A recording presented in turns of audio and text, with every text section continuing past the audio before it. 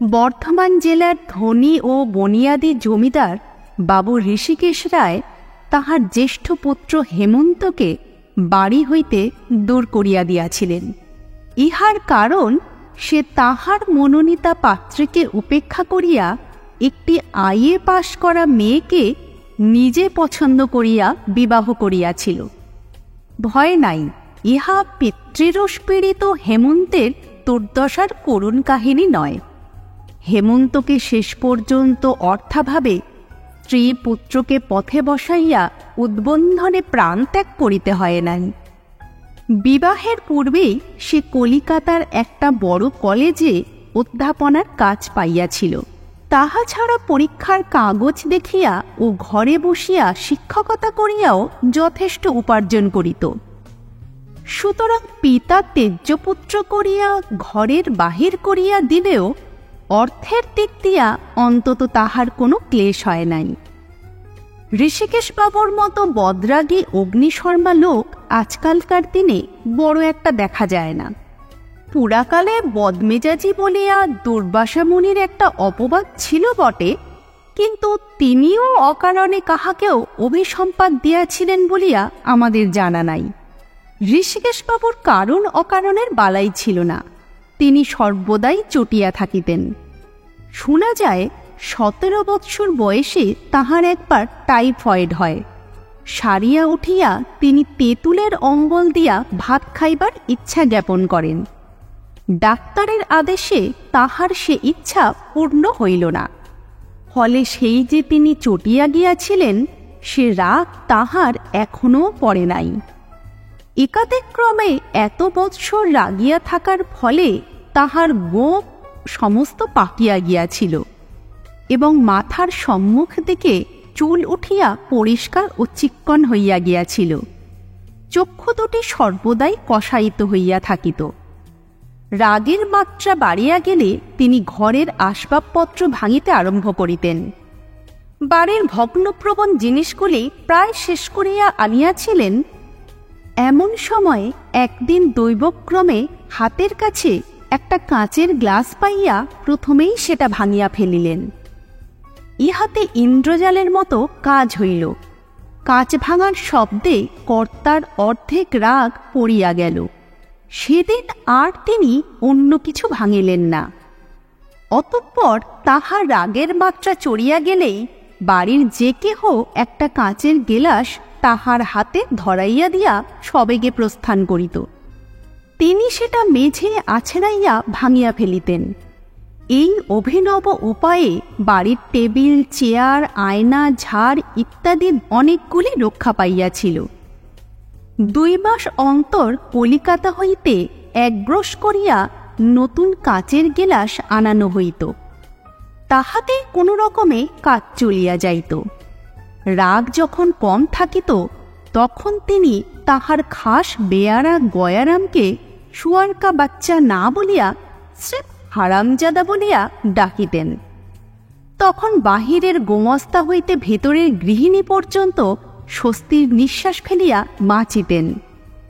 2 বৎসর পূর্বে হেমন্ত যখন জানাইল যে সে পিতৃনির্বাচিতা কলাবতী নাম্নী 11 বর্ষীয়া মেয়েটিকে বিবাহ করিবে না, পরন্তু বেথুন কলেজের একটি অষ্টাদশী মাতৃহীনা কুমারীকে বধূরূপে মনোনীত করিয়াছে, তখন কর্তা দ্রুত পরম্পরায় 23টা গেলাস ভাঙিয়া ফেলিলেন।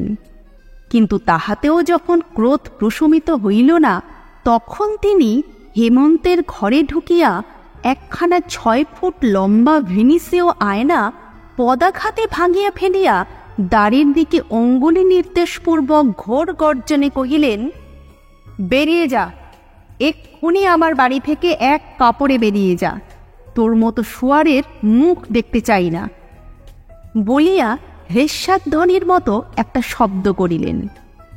হেমন্ত সেই যে এক কাপড়ে বাহির হইয়া গেল, তাহার পর আজ পর্যন্ত পিতৃভবনে পদার্পণ করে নাই। হেমন্তর বিবাহের সমস্ত ঠিক হইয়াই ছিল। তাহার মাসির বাড়ি হইতে বিবাহ হইবে। বিবাহের দিন 2 পূর্বে গৃহিণী কাঁপিতে কাঁপিতে কর্তার নিকট গিয়া বলিলেন, আমি কালীঘাট যাব, মানত আছে। শিশিরের সঙ্গে আমায় পাঠিয়ে দাও। রাগী হইলেও ঋষিকেশবাবু অত্যন্ত কূটবুদ্ধি। গৃহিণীর আর্জি শুনিয়া তিনি রেস্যাধ্বনিবৎ শব্দ করিলেন। কটমট করিয়া তাকাইয়া বলিলেন, মানত আছে, শিশিরের সঙ্গে পাঠিয়ে দাও? চালাকি? আচ্ছা, আমি সঙ্গে করে নিয়ে যাচ্ছি, দেখি কেমন কালীঘাটের মানত। গয়া, শুয়ারকা বাচ্চা কোথায় গেল? গৃহিণী চক্ষে অঞ্চল দিয়া দ্রুতপদে প্রস্থান করিলেন। গয়া দ্বারের বাহিরে এক গেলাস শরবত হাতে লইয়া দাঁড়াইয়াছিল। ঘরে ঢুকিয়া কর্তার হাতে দিতেই তিনি সেটা দেয়ালে মারিয়া ভাঙিয়া ফেলিলেন। সগর্জনে বলিলেন, ম্যানেজারকে ডাক। ম্যানেজার আসিলে তাহাকে হুকুম দিলেন, খিড়কি আর সদর দেউড়িতে 4টে করে খোট্টা দারোয়ান বসাও, বুড়ি যেন না পালায়, আর গয়া হারামজাদা তামাক দিয়ে যাক।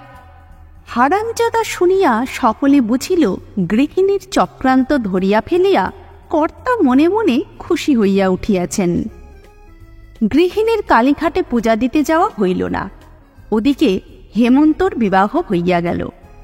ইহার পর 2 বৎসর কাটিয়াছে। গৃহিণী বাড়ির মধ্যে কর্তার নজরবন্দি আছেন। একদিনের জন্য কোথাও যাইতে পান নাই। এমনকি ভগ্নিপতির অত বড় অসুখেও তাহাকে বোনের বাড়ি যাইতে দেওয়া হয় নাই। কিন্তু শিশিরকে বাড়ির মধ্যে অন্তরীণ রাখা শক্ত। সে কলেজে পড়ে, তাই বাধ্য হইয়া তাহাকে কলিকাতায় মাসির বাড়িতে থাকিতে দেওয়া হইয়াছে।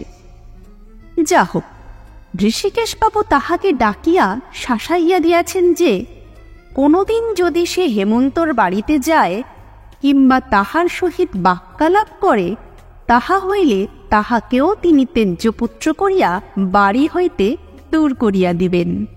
কিন্তু সম্প্রতি কয়েকদিন হইতে বাড়ির মধ্যে ভিতরে ভিতরে কি একটা ষড়যন্ত্র চলিতেছে। কর্তা তাহা বেশ বুঝিতে পারিয়াছেন। গত শনিবার শিশির আসিয়াছিল। সে মার কানে কি বলিয়া গেল, সেই অবধি গৃহিণী অতিশয় চঞ্চল ও বিমনা হইয়া বেড়াইতেছেন। গৃহকর্মে তাহার মন নাই। একদিন ক্রন্দনরত অবস্থায় কর্তার কাছে ধরা পড়িয়া গিয়াছেন। কিন্তু বহু উৎপীড়ন ও তর্জন করিয়াও কর্তা ভিতরের কথা কিছুই বাহির করিতে পারেন নাই। তাহার সকল প্রশ্নই গৃহিণী উদাস মৌনব্রত অবলম্বন করিয়া সহ্য করিয়াছেন।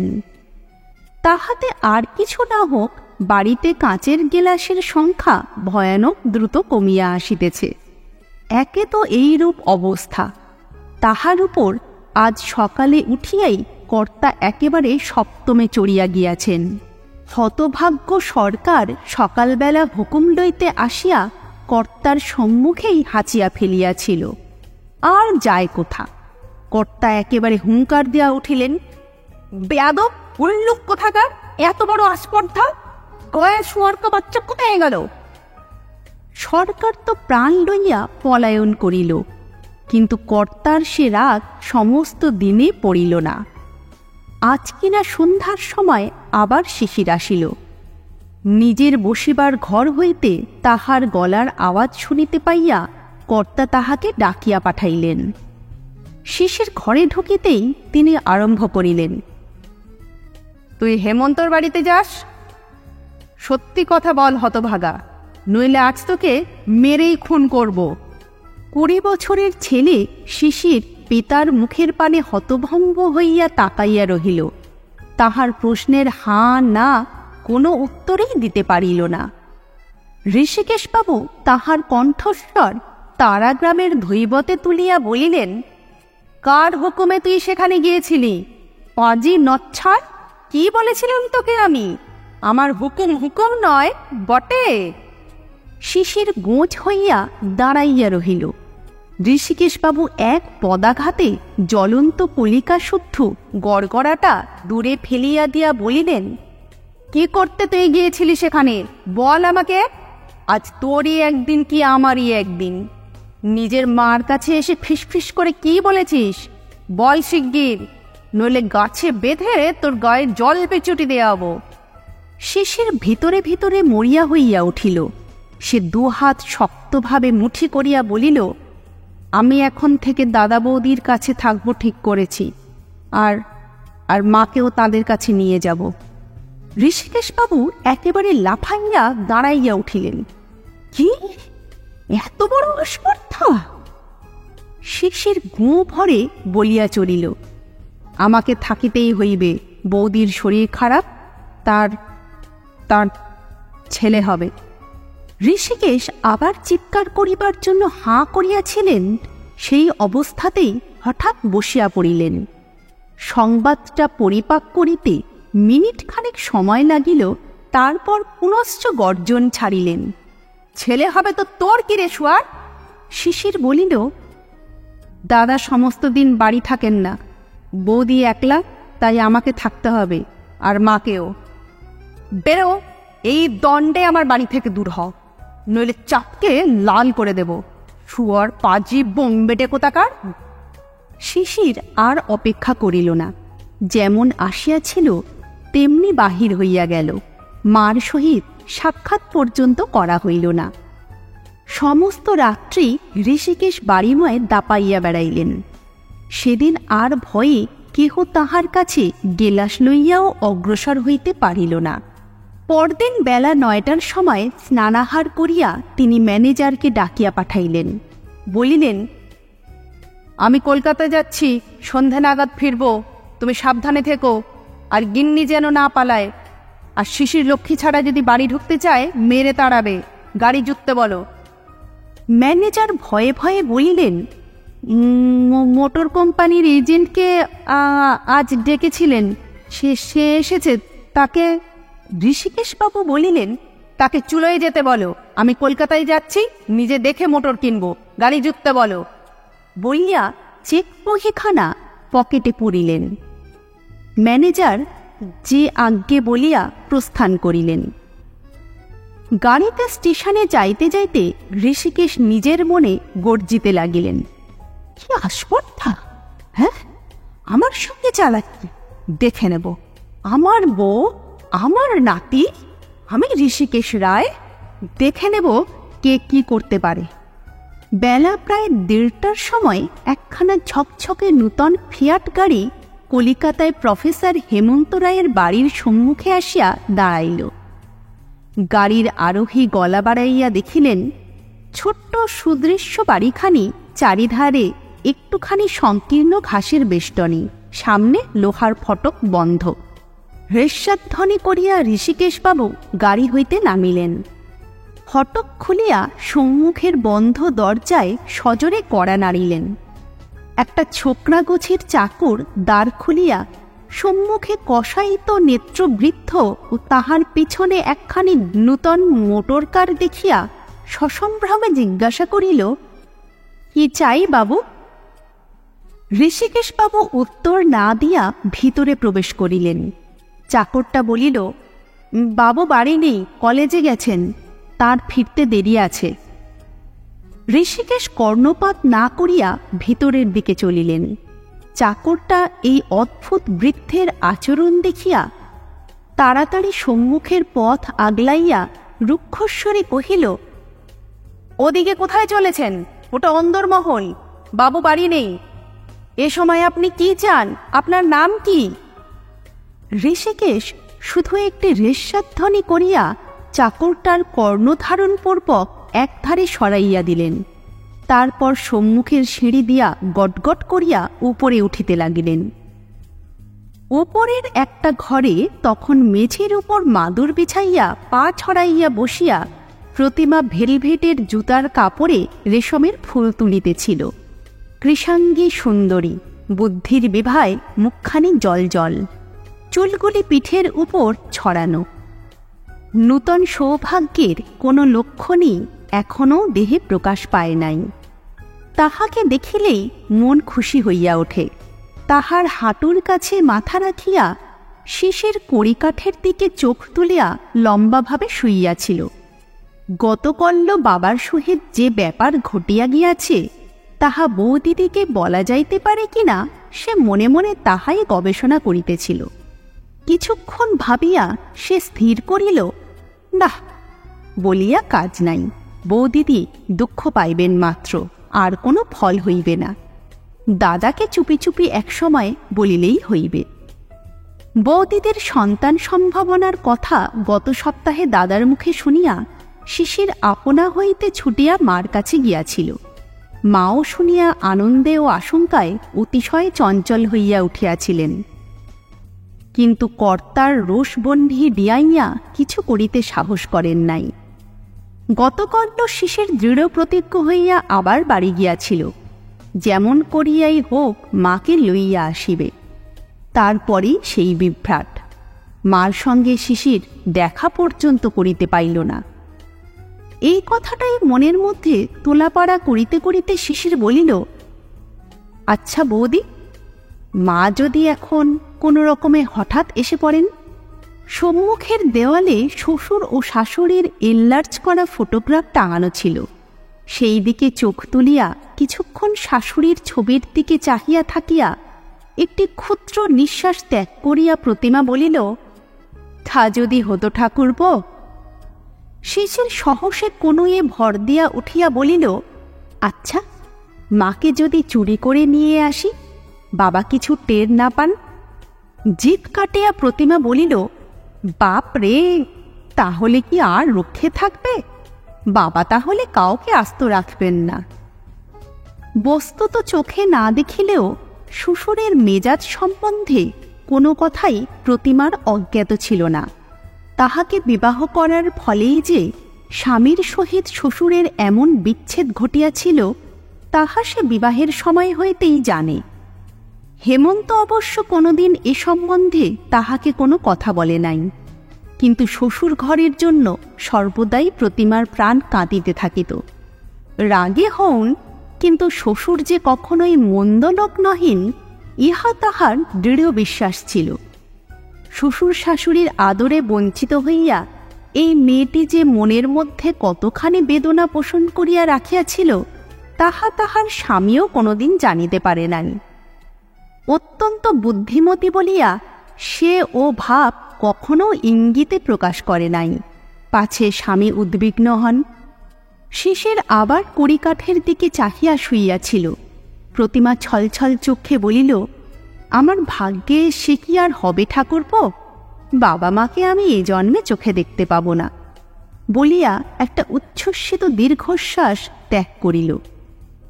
এমন সময় নিচে হৃষ্যাধ্বনির মতো শব্দ শুনিয়া শিশির তড়াক করিয়া উঠিয়া বসিল। এই শব্দ তো ভুল হইবার নয়। সে প্রতিমার কানের কাছে মুখ লইয়া গিয়া বলিল, বাবা, বাবা এসেছেন। বলিয়াই এক লাফে পাশের ঘরে ঢুকিয়া ভেতর হইতে দরজা বন্ধ করিয়া দিল। প্রতিমার মুখ সাদা হইয়া গেল, বুক ঢিপঢিপ করিয়া উঠিল। সে উঠিয়া দাঁড়াইয়া মাথায় আঁচল টানিয়া দিতেই ঋষিকেশবাবু ঘরের মধ্যে আসিয়া দাঁড়াইলেন।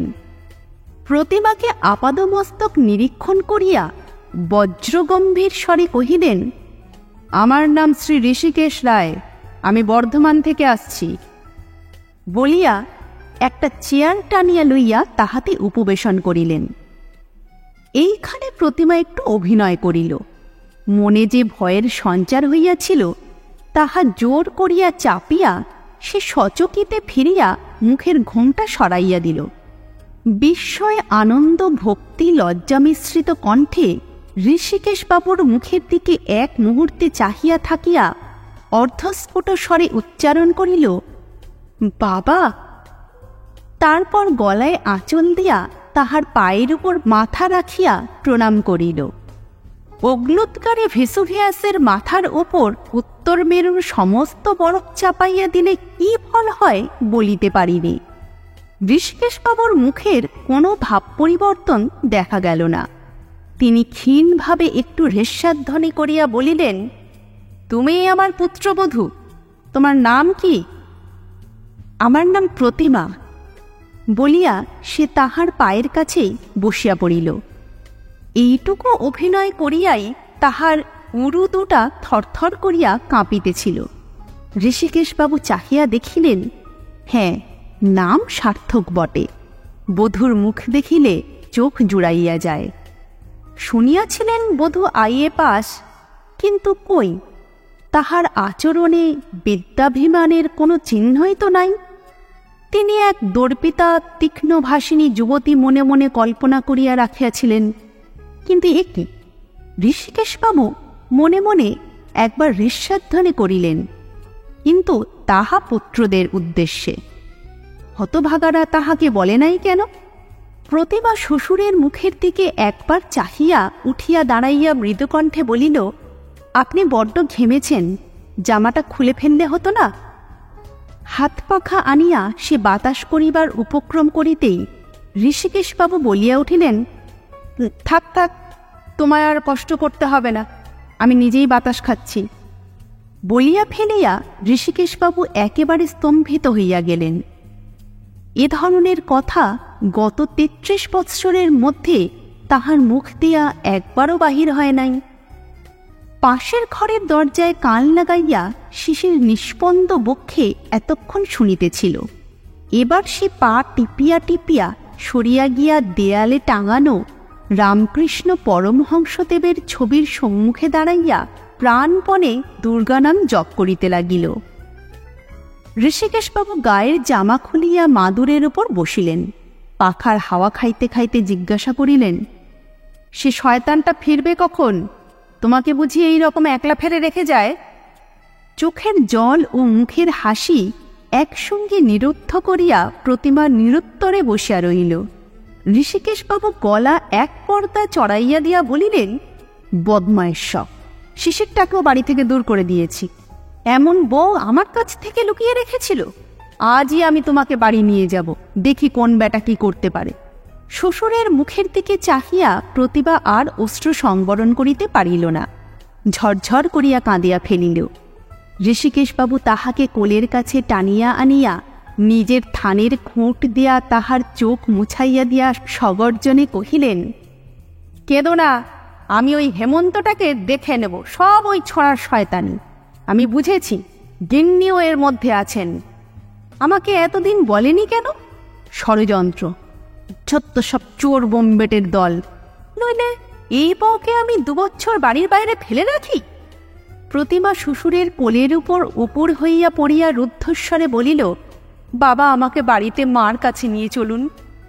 যাবই তো, এক্ষুনি নিয়ে যাব। আমি ঋষিকেশ রায়, আমি কি কারো তোয়াক্কা রাখি? জামাটা গায়ে দিতে দিতে পুনরায় বলিলেন, তোমায় নিয়ে যাব বলে নতুন মোটর কিনে নিয়ে এসেছি একেবারে। ট্রেনে তো আর তোমার যাওয়া হতে পারে না। ঋষিকেশ উঠিয়া দাঁড়াইলেন। প্রতিমা থতমতভাবে একবার ঢোক গিলিয়া বলিল, এক্ষণে? কিন্তু বাবা। ঋষিকেশবাবু চড়া সুরে বলিলেন, কিন্তু কি? সেই রাস্কেলটার অনুমতি নিয়ে তবে তোমাকে নিয়ে যেতে হবে। আমি এই তোমাকে নিয়ে চললাম, ওদের যদি ক্ষমতা থাকে মোকদ্দমা করুক গিয়ে। প্রতিমা আর বিরক্তি করিল না, যেমন ছিল তেমনি বেশে শ্বশুরের সঙ্গে নামিয়া চলিল। সদর দরজা পর্যন্ত গিয়া ঋষিকেশবাবু থমকিয়া দাঁড়াইয়া পড়িলেন। উদ্বিগ্নভাবে পুত্রবধূর দিকে তাকাইয়া কহিলেন, কিন্তু শুনেছিলাম ওই শিশির হতভাগা বলছিল যে তুমি নাকি, তোমার নাকি কোনো ভয়ের কারণ নেই তোমা? মোটরে প্রায় 60 মাইল যেতে হবে। যদি কষ্ট হয়, যদি কোনো রকম। আরক্ত মুখ কোনো মতে ঘোমটায় ঢাকিয়া প্রতিমা তাড়াতাড়ি গাড়িতে গিয়া উঠিল।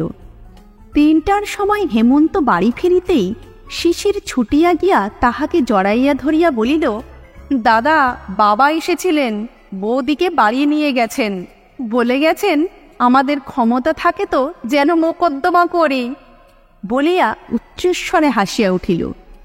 ভাইয়ের কাছে সমস্ত আদ্যপান্ত শুনিয়া হেমন্ত স্মিতমুখে বলিল, সব তো তুইই করলি, এখন আমি কি করব উপদেশ দে। অতঃপর 2 ভাই 8 ঘণ্টা ধরিয়া পরামর্শ করিয়া বিকেল 5টার গাড়িতে বর্ধমান রওনা হইল।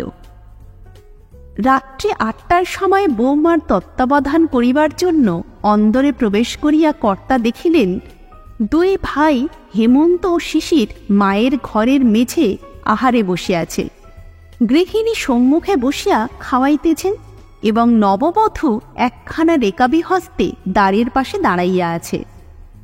ঋষিকেশবাবু ভীষণ ভ্রুকুটি করিয়া কহিলেন, এ দুটোকে কে বাড়ি ঢুকতে দিলে? নিশ্চয়ই খিড়কি দিয়ে ঢুকেছে। আস্পর্ধা, এক্ষুনি ওদের বেরিয়ে যেতে বলো।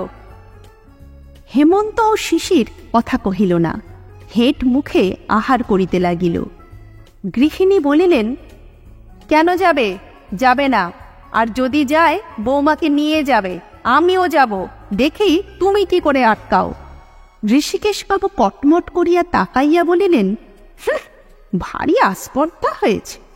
আচ্ছা, এখন কিছু বলছি না, বৌমার শরীর খারাপ, কিন্তু এরপরে বৌমা তুমি সৌগে যাও, হতভাগাদের আর পরিবেশন করতে হবে না বলিয়া মধ্যম রকমের একটা রেশ্বাধ্বনি করিয়া তিনি প্রস্থান করিলেন।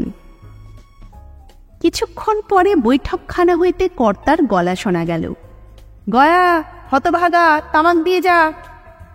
গয়ারামের এত বড় সৌভাগ্য জীবনে কখনো হয় নাই। সে নববধূ ঠাকুরানীর পায়ের কাছে ঢিপ করিয়া একটা গড় করিয়া বাহিরে ছুটিল। হেমন্ত ও শিশির মায়ের মুখের দিকে চাহিয়া হাসিল। গৃহিণী চোখের জল মুছিয়া ভাঙা গলায় বলিলেন, যাও বৌমা, তোমার শ্বশুর হুকুম দিয়ে গেলেন, আজকের মতো শুয়ে পড়োগে, কাল ওদের পরিবেশন করে খাইও। লিসেন চ্যানেলে আজকে শুনলেন শরদিন্দু বন্দ্যোপাধ্যায়ের লেখা কর্তার কীর্তি।